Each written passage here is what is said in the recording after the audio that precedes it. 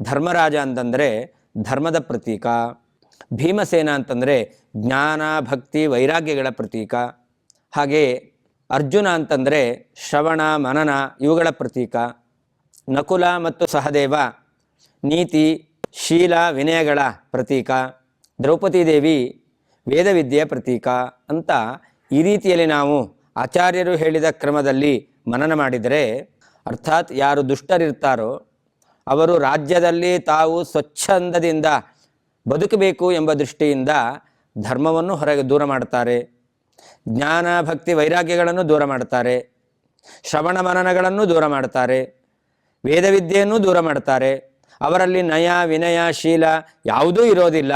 ಹೀಗೆ ದುಷ್ಟರಾದವರು ತಾವು ಸ್ವಚ್ಛಂದವಾಗಿ ಜೀವನ ನಡೆಸಬೇಕು ಎಂಬುದಾಗಿ ಈ ಎಲ್ಲ ಸದ್ಗುಣಗಳನ್ನು ಕೂಡ ದೂರ ಮಾಡ್ತಾರೆ.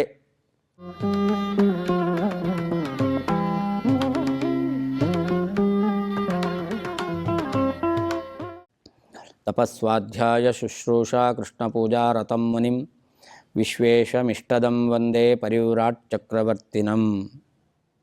ಕಾಂತಾಯ ಕಲ್ಯಾಣ ಗುಣೈಕಧಾಮ್ನೇ ನವದ್ಯುನಾಥ ಪ್ರತಿಮಪ್ರಭಾಯ ನಾರಾಯಣಾಯಾಖಿಲಕಾರಣಾಯ ಶ್ರೀ ಪ್ರಾಣನಾಥಾಯ ನಮಸ್ಕರೋಮಿ. ಅನಾಕುಲಂ ಗೋಕುಲಮುಲ್ಲಲಾಸ ಯತ್ಪಾಲಿತಂ ನಿತ್ಯಮನಾವಿಲಾತ್ಮ ತಸ್ಮೈ ನಮೋ ನೀರದನೀಲಭಾಸೆ ಕೃಷ್ಣಾಯ ಕೃಷ್ಣಾರಮಣಪ್ರಿಯಾಯ.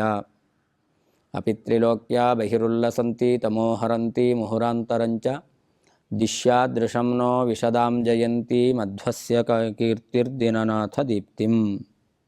ಶ್ರೀ ಗುರುಭ್ಯೋ ನಮಃ. ಹಿಂದೆ ರಾಜಸೂಯ ಯಾಗವನ್ನು ಧರ್ಮರಾಜ ನಡೆಸಿದ್ದಾನೆ.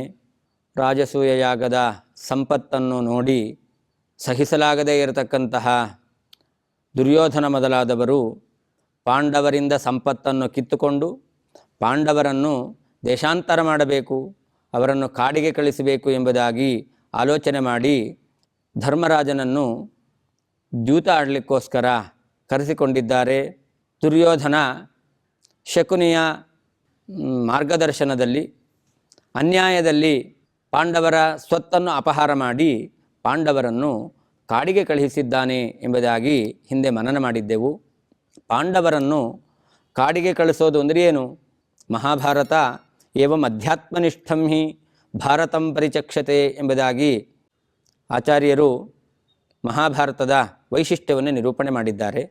ಹಾಗಾದರೆ ಧರ್ಮರಾಜ ಮೊದಲಾದವರು ಕಾಡಿಗೆ ಹೋಗಿದ್ದಾರೆ ಎಂಬತಕ್ಕಂಥದ್ದು ಅದು ಒಂದು ಆಧ್ಯಾತ್ಮಿಕವಾದ ತತ್ವವನ್ನು ನಮಗೆ ತಿಳಿಸಿಕೊಡ್ತಾ ಇದೆ. ದುಷ್ಟರು ಏನು ಮಾಡ್ತಾರೆ ಅದನ್ನು ಈ ಪ್ರಸಂಗ ನಮಗೆ ತಿಳಿಸಿಕೊಡ್ತಾ ಇದೆ.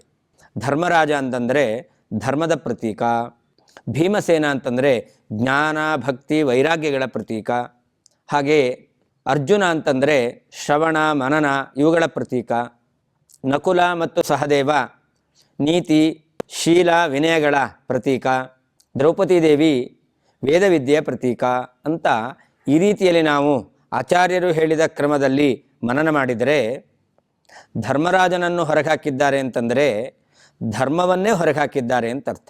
ಅರ್ಥಾತ್ ಯಾರು ದುಷ್ಟರಿರ್ತಾರೋ ಅವರು ರಾಜ್ಯದಲ್ಲಿ ತಾವು ಸ್ವಚ್ಛಂದದಿಂದ ಬದುಕಬೇಕು ಎಂಬ ದೃಷ್ಟಿಯಿಂದ ಧರ್ಮವನ್ನು ಹೊರಗೆ ದೂರ ಮಾಡ್ತಾರೆ, ಜ್ಞಾನ ಭಕ್ತಿ ವೈರಾಗ್ಯಗಳನ್ನು ದೂರ ಮಾಡ್ತಾರೆ, ಶ್ರವಣ ಮನನಗಳನ್ನು ದೂರ ಮಾಡ್ತಾರೆ, ವೇದವಿದ್ಯೆಯನ್ನು ದೂರ ಮಾಡ್ತಾರೆ, ಅವರಲ್ಲಿ ನಯ ವಿನಯ ಶೀಲ ಯಾವುದೂ ಇರೋದಿಲ್ಲ. ಹೀಗೆ ದುಷ್ಟರಾದವರು ತಾವು ಸ್ವಚ್ಛಂದವಾಗಿ ಜೀವನ ನಡೆಸಬೇಕು ಎಂಬುದಾಗಿ ಈ ಎಲ್ಲ ಸದ್ಗುಣಗಳನ್ನು ಕೂಡ ದೂರ ಮಾಡ್ತಾರೆ. ಇದು ಧರ್ಮರಾಜ ಭೀಮಸೇನ ನಕುಲ ಸಹದೇವ ಅರ್ಜುನ ದ್ರೌಪದಿಯನ್ನು ದುರ್ಯೋಧನ ದೂರ ಮಾಡಿದ್ದಾನೆ ಅಂತಂದರೆ ತಾನು ರಾಜ್ಯದಲ್ಲಿ ಸಂತೋಷದಿಂದ ಸ್ವೇಚ್ಛೆಯಿಂದ ಇರಬೇಕು ಎಂಬ ದೃಷ್ಟಿಯಿಂದ ಇಂತಹ ಆಧ್ಯಾತ್ಮಿಕ ಗುಣಗಳನ್ನು ಅವನು ದೂರ ಮಾಡಿದ್ದಾನೆ. ಹಾಗೆ ಲೋಕದಲ್ಲಿಯೂ ಕೂಡ ಯಾರು ತಾನು ಸ್ವಚ್ಛಂದವಾಗಿ ಬದುಕಬೇಕು ಅಂತ ಅಪೇಕ್ಷೆ ಪಡ್ತಾನೋ ಇಂತಹ ಎಲ್ಲ ಸದ್ಗುಣಗಳನ್ನು ದೂರ ಮಾಡ್ತಾನೆ ಎಂಬತಕ್ಕಂಥ ಸಂದೇಶವನ್ನು ನಾವು ಈ ಮೂಲಕ ತಿಳಿಯಬಹುದಾಗಿದೆ. ಹೀಗೆ ಪಾಂಡವರು ಕಾಡನ್ನು ಸೇರಿದ್ದಾರೆ. ಭೀಮಸೇನ ದೇವರು ಕಾಡಿನಲ್ಲಿಯೂ ಕೂಡ ಅನೇಕ ದುಷ್ಟರನ್ನು ಸಂಹಾರ ಮಾಡಿದ್ದಾರೆ ಎಂಬುದಾಗಿ ಮುಂದಿನ ಶ್ಲೋಕದಲ್ಲಿ ನಿರೂಪಣೆ ಮಾಡ್ತಾ ಇದ್ದಾರೆ. ಜಾಜ್ವಲ್ಯಮಾನಸ್ಯ ವನೇ ವನೇಲಂ ದಿಧಕ್ಷತಃ ಪಾರ್ಥಿವಸಾರ್ಥಮುಗ್ರಂ ಸತ್ವಾನಿ ಪುಂಸಾಂ ಭಯದಾನಿ ನಾಶಂ ವೃಕೋದರಾಗ್ನೇರ್ಗುರುತೇಜಸಾಪುಹು. ಭೀಮಸೇನ ದೇವರು ಬೆಂಕಿಯಂತೆ ಇದ್ದಾರೆ ಅಂತ. ಇಲ್ಲಿ ನಾರಾಯಣ ಪಂಡಿತಾಚಾರ್ಯರು ಆ ಬೆಂಕಿ ಅದು 3 ರೀತಿಯಲ್ಲಿ ತನ್ನ ವ್ಯಾಪಾರವನ್ನು ಶಕ್ತಿಯನ್ನು ಸಾಮರ್ಥ್ಯವನ್ನು ತೋರಿಸುತ್ತೆ ಅಂತ. ಮೊದಲನೇದಾಗಿ ಬೆಂಕಿ ಅಲ್ಪವಾದಂತಹ ಬೆಳಕನ್ನು ಬೀರ್ತಾ ಅದು ಸ್ವಲ್ಪ ಉರಿತಾ ತನ್ನ ಶಕ್ತಿಯನ್ನು ತೋರಿಸುತ್ತೆ. ಕೆಲವೊಂದು ಬಾರಿ ಬೂದಿ ಮುಚ್ಚಿಕೊಂಡಿದ್ದು ಆ ಬೆಂಕಿ ಅಂತ ತೋರದೇನೆ ತನ್ನ ಶಕ್ತಿಯನ್ನು ಸಾಮರ್ಥ್ಯವನ್ನು ತೋರುತ್ತೆ. ಬೆಂಕಿ ಅದು ವಿಚಾರವಾಗಿ ಹಬ್ಬಿ ಎಲ್ಲ ಕಡೆಯಲ್ಲೂ ಕೂಡ ಅದು ಹಬ್ಬಿ ಜ್ವಲಿಸ್ತಾ ತನ್ನ ಸಾಮರ್ಥ್ಯವನ್ನು ತೋರುತ್ತೆ ಅಂತ. ಹೀಗೆ ಒಂದು ಮಂದವಾದ ಅಗ್ನಿ, ಒಂದು ಅದೃಶ್ಯವಾದ ಅಗ್ನಿ, ಇನ್ನೊಂದು ಚೆನ್ನಾಗಿ ಉರಿಯುವಂತಹ ಅಗ್ನಿ. ಅದು ಯಾವ ರೀತಿಯಲ್ಲಿ ಕೆಲಸ ಮಾಡುತ್ತೋ ಹಾಗೆ ಕಾಡಿನಲ್ಲಿ ಭೀಮಸೇನ ದೇವರು ಈ 3 ವಿಧವಾದಂತಹ ಅಗ್ನಿಯಂತೆ ಇದ್ದುಕೊಂಡು ವ್ಯಾಪಾರವನ್ನು ಮಾಡಿದ್ದಾರೆ ಎಂಬುದಾಗಿ ಇಲ್ಲಿ ವರ್ಣನೆ ಮಾಡ್ತಾ ಇದ್ದಾರೆ. ಮೊದಲನೇದಾಗಿ ಭೀಮಸೇನ ದೇವರು ಸ್ವಲ್ಪವಾಗಿ ಜ್ವಲಿಸುವಂತಹ ಬೆಂಕಿಯಂತೆ ಅವರು ಕೆಲಸವನ್ನು ಮಾಡಿದ್ದಾರೆ ಅಂತ. ಬೆಂಕಿ ಏನು ಮಾಡುತ್ತೆ ಅಂತಂದರೆ ಕಾಡಿನಲ್ಲಿರ್ತಕ್ಕಂತಹ ಮರಗಿಡಗಳನ್ನು ಅದು ಭಸ್ಮ ಮಾಡುತ್ತೆ. ಭೀಮಸೇನ ದೇವರು ಕೂಡ ದಿಧಕ್ಷತಃ ಪಾರ್ಥಿವಸಾರ್ಥಮುಗ್ರಂ ಅಂತ. ಪಾರ್ಥಿವಸಾರ್ಥ ಅನ್ನೋದಕ್ಕೆ 2 ಅರ್ಥ ಇದೆ. ಭೂಮಿಯಲ್ಲಿ ಬೆಳೆದಿರುವಂತಹ ಮರ ಗಿಡ ಸಸ್ಯ ಇದೆಲ್ಲವೂ ಕೂಡ ಪಾರ್ಥಿವ ಶಬ್ದವಾಚ್ಯ. ಹಾಗೆ ಪಾರ್ಥಿವ ಅಂತಂದರೆ ಭೂಮಿಯ ಒಡೆಯರು, ರಾಜರು ಅಂತಲೂ ಅರ್ಥ. ಆ ಬೆಂಕಿ ಭೂಮಿಯಲ್ಲಿ ಬೆಳೆದಿರುವಂತಹ ಸಸ್ಯಗಳನ್ನು ನಾಶ ಮಾಡುತ್ತೆ. ಹಾಗೆ ಭೀಮಸೇನ ದೇವರು ಈ ಭೂಮಿಯಲ್ಲಿ ರಾಜರಾಗಿದ್ದಂತಹ ಕಿರ್ಮೀರ ಮೊದಲಾಗಿರ್ತಕ್ಕಂತಹ ದೈತ್ಯರನ್ನು ಅವರು ಸಂಹಾರ ಮಾಡಿದ್ದಾರೆ. ಕಾಡಿನಲ್ಲಿ ವಾಸ ಮಾಡತಕ್ಕಂತಹ ಭೀಮಸೇನ ದೇವರು ಬೆಂಕಿಯಂತೆ ಇದ್ದುಕೊಂಡು ಅಲ್ಲಿ ಸ್ವಲ್ಪ ಪ್ರಕಾಶವನ್ನು ಮಾತ್ರ, ಸ್ವಲ್ಪ ಸಾಮರ್ಥ್ಯವನ್ನು ಮಾತ್ರ ಅವರು ಪ್ರಕಟ ಮಾಡುತ್ತಾ ದುಷ್ಟರಾಗಿರ್ತಕ್ಕಂತಹ ಈ ಕಿರ್ಮೀರ ಮೊದಲಾಗಿರ್ತಕ್ಕಂತಹ ದೈತ್ಯರನ್ನು ಸಂಹಾರ ಮಾಡಿದ್ದಾರೆ ಎಂಬುದಾಗಿ ಇಲ್ಲಿ ವರ್ಣನೆ ಮಾಡಿದ್ದಾರೆ. ಹಾಗೆ ಮುಂದೆ ಭೀಮಸೇನ ದೇವರು ವನವಾಸದಲ್ಲಿದ್ದಾಗ ದ್ರೌಪದೀ ದೇವಿಯ ಅಪೇಕ್ಷೆಯಂತೆ ಸೌಗಂಧಿಕಾ ಪುಷ್ಪವನ್ನು ತರಬೇಕು ಅಂತ ಗಂಧಮಾದನ ಪರ್ವತವನ್ನು ದಾಟಿ ಮುಂದೆ ಹೋಗಿದ್ದಾರೆ ಎಂಬುದಾಗಿ ವರ್ಣನೆ ಮಾಡ್ತಾರೆ. ಆ ಸಂದರ್ಭದಲ್ಲಿ ಭೀಮಸೇನ ದೇವರು ದ್ರೌಪದಿಯ ಅಪೇಕ್ಷೆಯಂತೆ, ತನ್ನ ಮಡದಿಯ ಬಯಕೆಯಂತೆ ಅವಳಿಗೆ ಪುಷ್ಪವನ್ನು ತರಲಿಕ್ಕೆ ಹೋಗಿದ್ದಾರೆ ಎಂಬತಕ್ಕಂಥದ್ದು ಕಥೆ. ಆದರೆ ವಾಸ್ತವಿಕವಾಗಿ ಭೀಮಸೇನ ದೇವರು ಪುಷ್ಪವನ್ನು ತರಲಿಕ್ಕೆ ನಿಮಿತ್ತ ಮಾಡಿಕೊಂಡು ಅವರು ಹೋದದ್ದು ಅಲ್ಲಿರ್ತಕ್ಕಂತಹ ಕ್ರೋಧವಶ ಎಂಬತಕ್ಕಂತಹ ಅನೇಕ ಸಂಖ್ಯಾಕರಾಗಿರ್ತಕ್ಕಂತಹ ದೈತ್ಯರನ್ನು ನಾಶ ಮಾಡಲಿಕ್ಕೋಸ್ಕರ. ಭೀಮಸೇನ ದೇವರು ಆ ಸೌಗಂಧಿಕ ಪುಷ್ಪ ತರುವ ನಿಮಿತ್ತದಿಂದ ಆ ಕ್ರೋಧವಶ ನಾಮಕರಾಗಿರ್ತಕ್ಕಂತಹ ದೈತ್ಯರನ್ನು ಸಂಹಾರ ಮಾಡಿದ್ದಾರೆ ಅನ್ನೋದನ್ನು ಮುಂದಿನ ಶ್ಲೋಕದಲ್ಲಿ ಹೇಳ್ತಾ ಇದ್ದಾರೆ. ಭೋಗಾದಿಕಾ ಭೋಗವತೋರುಣಾಕ್ಷಾನ್ ಇತಸ್ತತಸ್ಸಂಚಲತೋ ಧರೇಂದ್ರೇ ಬಹೂನ್ ದ್ವಿಜಿಹ್ವಾನ್ ಮಣಿಮತ್ಪುರೋಗಾನ್ ಅಸೌಕಟೂನ್ ಕ್ರೋಧವಶಾಂಜಘಾನ.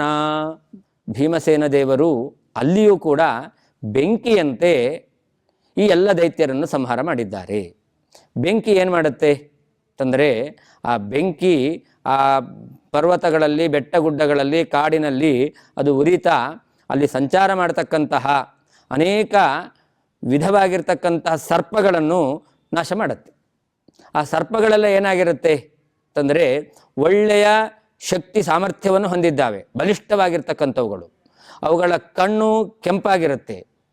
ಹಾಗೆ ಕೋಪವನ್ನು ಹೊಂದಿರ್ತವೆ. ಬೆಂಕಿ ತಮ್ಮನ್ನು ಸುಡ್ತಾ ಇದೆ ಅಂತಂದಾಗ ಆ ಬೆಂಕಿಯಿಂದ ತಪ್ಪಿಸ್ಕೊಳ್ಬೇಕು ಅಂತ ಅವುಗಳಿಗೆ ಕೋಪ ಎಂಬತಕ್ಕಂಥದ್ದು ಬಂದಿರುತ್ತೆ.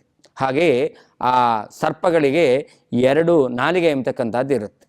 ಹಾಗೆ ಸರ್ಪಗಳ ತಲೆಯಲ್ಲಿ ಒಳ್ಳೆ ಅನರ್ಘ್ಯವಾಗಿರ್ತಕ್ಕಂತಹ ರತ್ನ ಮಣಿ ಎಂಬತಕ್ಕಂಥದ್ದು ಇರುತ್ತೆ ಎಂಬುದಾಗಿ ಕೂಡ ನಾವು ಕೇಳಿದ್ದೇವೆ. ಇಂತಹ ಹಾವುಗಳನ್ನು ಆ ಬೆಂಕಿ ಎಂಬತಕ್ಕಂಥದ್ದು ಹೇಗೆ ನಾಶ ಮಾಡುತ್ತೋ ಹಾಗೆ ಬೆಂಕಿಯಂತೆ ಇರುವ ಭೀಮಸೇನ ದೇವರು ಕೂಡ ಈ ಕ್ರೋಧವಶ ನಾಮಕರಾದಂತಹ ದೈತ್ಯರನ್ನು ಸಂಹಾರ ಮಾಡಿದ್ದಾರೆ. ಇವರು ಕೂಡ ಅಧಿಕವಾಗಿರ್ತಕ್ಕಂಥ ಭೋಗವನ್ನು ಮಾಡುವವರು. ಆದ್ದರಿಂದಾಗಿ ಅವರಿಗೆ ಭೋಗದಲ್ಲಿ ಆಸಕ್ತಿ ಇದೆ. ಅವರು ವಿಶೇಷವಾಗಿ ವಿಷಯ ಪದಾರ್ಥಗಳನ್ನು ಅನುಭವಿಸಿದ್ರಿಂದಾಗಿ ದೇಹದಲ್ಲಿ ಬಲವೂ ಇದೆ. ಹೀಗೆ ಭೋಗದಲ್ಲಿ ಆಸಕ್ತರಾದ, ವಿಶೇಷವಾಗಿ ದೇಹದಲ್ಲಿ ಬಲವನ್ನು ಹೊಂದಿರುವ, ಹಾಗೆಯೇ ಕೋಪದಿಂದ ಕಣ್ಣನ್ನು ಅವರು ಕೆಂಪಗೆ ಮಾಡಿಕೊಂಡಿದ್ದಾರೆ. ಭೀಮಸೇನ ದೇವರು ಅವರನ್ನು ನಿಗ್ರಹ ಮಾಡಲಿಕ್ಕೆ ಹೊರಟಾಗ ಆ ದುಷ್ಟರಾಗಿರ್ತಕ್ಕಂತಹ ದೈತ್ಯರಿಗೆ ಭೀಮನ ಮೇಲೆ ಕೋಪ ಬಂದಿದೆ. ಕೋಪದಿಂದ ಕಣ್ಣು ಎಂಬತಕ್ಕಂಥದ್ದು ಕೆಂಪಾಗಿದೆ. ಹಿಂದೆ ಸರ್ಪಗಳು ಅಂತ ಹೇಳಬೇಕಾದರೆ ಅವುಗಳಿಗೆ 2 ನಾಲಿಗೆ, ಅದು ಪ್ರಸಿದ್ಧ. ಆದರೆ ಈ ಕ್ರೋಧವಶ ನಾಮಕರಾಗಿರ್ತಕ್ಕಂತಹ ದೈತ್ಯರಲ್ಲಿ ದ್ವಿಜಿಹ್ವಾನ್ ಅಂದರೆ ಏನರ್ಥ ಅಂತಂದರೆ ಅವರು ಮಾತ್ಸರ್ಯ ಉಳ್ಳವರಾಗಿದ್ದಾರೆ. ಯಾವುದೇ ಸದ್ಗುಣ ಸಂಪನ್ನರಾಗಿರ್ತಕ್ಕಂತಹ ವ್ಯಕ್ತಿಗಳು ಅಥವಾ ಸಂಪದ್ಭರಿತರಾಗಿರ್ತಕ್ಕಂಥ ವ್ಯಕ್ತಿಗಳು, ಅದು ಗುಣ ಸಂಪತ್ತಾಗಬಹುದು, ಧನ ಸಂಪತ್ತಾಗಬಹುದು, ಇಂತಹ 2 ವಿಧವಾದಂತಹ ಸಂಪದ್ಭರಿತವಾಗಿರ್ತಕ್ಕಂಥ ವ್ಯಕ್ತಿಗಳನ್ನು ಕಂಡ್ರೆ ಅವರಿಗೆ ಮಾತ್ಸರ್ಯ ಎಂಬತಕ್ಕಂಥದ್ದು. ಇಂತಹ ಮಾತ್ಸರ್ಯ ವಿಶಿಷ್ಟರಾಗಿರ್ತಕ್ಕಂಥವರು ಆ ಕ್ರೋಧವಶ ನಾಮಕರಾಗಿರ್ತಕ್ಕಂತಹ ದೈತ್ಯರು. ಹಾಗೆಯೇ ಆ ಕ್ರೋಧವಶ ನಾಮಕ ದೈತ್ಯರಲ್ಲಿ ಮಣಿಮಾನ್ ಎಂಬತಕ್ಕಂತಹ ದೈತ್ಯ ಅವನು ಪ್ರಧಾನನಾಗಿರ್ತಕ್ಕಂಥವನು. ಹೇಗೆ ಸರ್ಪಗಳಲ್ಲಿ ತಲೆಯಲ್ಲಿ ಮಣಿ ಎಂಬತಕ್ಕಂಥದ್ದಿರುತ್ತೋ ಹಾಗೆ ಈ ಕ್ರೋಧವಶ ನಾಮಕರಾಗಿರ್ತಕ್ಕಂಥ ದೈತ್ಯರಲ್ಲೂ ಮಣಿ ಇತ್ತು. ಅರ್ಥಾತ್ ಮಣಿಮಂತ ಎಂಬತಕ್ಕಂತಹ ಒಬ್ಬ ದೈತ್ಯ ಇದ್ದ. ಅವನನ್ನು ಪ್ರಧಾನವಾಗಿಟ್ಟುಕೊಂಡು ಉಳಿದೆಲ್ಲ ದೈತ್ಯರು ಕೂಡ ಲೋಕದಲ್ಲಿ ಹಿಂಸೆಯನ್ನು ಮಾಡ್ತಾ ಇದ್ರು. ಅಂತಹ ದುಷ್ಟರಾಗಿರ್ತಕ್ಕಂತಹ ಕ್ರೋಧವಶ ನಾಮಕ ದೈತ್ಯರನ್ನು ಬೆಂಕಿ ಸರ್ಪಗಳನ್ನು ನಾಶ ಮಾಡುವ ಹಾಗೆ ಈ ದುಷ್ಟರನ್ನು ಭೀಮಸೇನ ದೇವ ಎಂಬತಕ್ಕಂಥ ಬೆಂಕಿ ನಾಶ ಮಾಡಿದೆ, ಭೀಮಸೇನದರು ಸಂಹಾರ ಮಾಡಿದ್ದಾರೆ ಎಂಬುದಾಗಿ ಇಲ್ಲಿ ವರ್ಣನೆ ಮಾಡಿದ್ದಾರೆ. ಇದನ್ನೇ ತ್ರಿವಿಕ್ರಮ ಪಂಡಿತಾಚಾರ್ಯರು ವಾಯುಸ್ತುತಿಯಲ್ಲಿ ಇನ್ನೊಂದು ರೀತಿಯಲ್ಲಿ ವರ್ಣನೆ ಮಾಡ್ತಾರೆ. ಬಹ್ವೀ ಕೋಟಿರ ಟೀಕಃ ಕುಟಿಲ ಕಟುಮತಿ ನುಟ್ಕಟಾನೋ ಆಟೋಪಕೋಪಾನ್. ಬಹ್ವೀ ಕೋಟಿರ ಟೀಕಃ.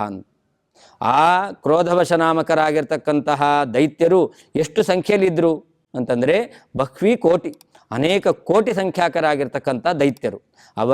ಅವರನ್ನು ಒಬ್ಬನೇ ಭೀಮಸೇನ ಅವನು ಸಂಹಾರ ಮಾಡಿದ್ದಾನೆ. ಹೇಗೆ ಕಾಡಿನಲ್ಲಿರತಕ್ಕಂಥ ಒಂದೇ ಬೆಂಕಿ ಎಲ್ಲವನ್ನೂ ನಾಶ ಮಾಡುತ್ತೋ ಹಾಗೆ ಒಬ್ಬರೇ ಭೀಮಸೇನ ದೇವರು ಇನ್ನೊಬ್ಬರ ಸಹಾಯ ಇಲ್ಲದೇನೆ ಅನಂತ ಕೋಟಿ ಸಂಖ್ಯಾಕರಾಗಿರ್ತಕ್ಕಂತಹ ಈ ಕ್ರೋಧವಶ ನಾಮಕ ದೈತ್ಯರನ್ನು ಸಂಹಾರ ಮಾಡಿದ್ದಾರೆ. ಇದು ವನವಾಸದಲ್ಲಿ ಭೀಮಸೇನರು ಇದ್ದಾಗ ಮಾಡಿರ್ತಕ್ಕಂತಹ ದೈತ್ಯರ ನಾಶ ಎಂಬುದಾಗಿ ಇಲ್ಲಿ ವರ್ಣನೆ ಮಾಡಿದ್ದಾರೆ.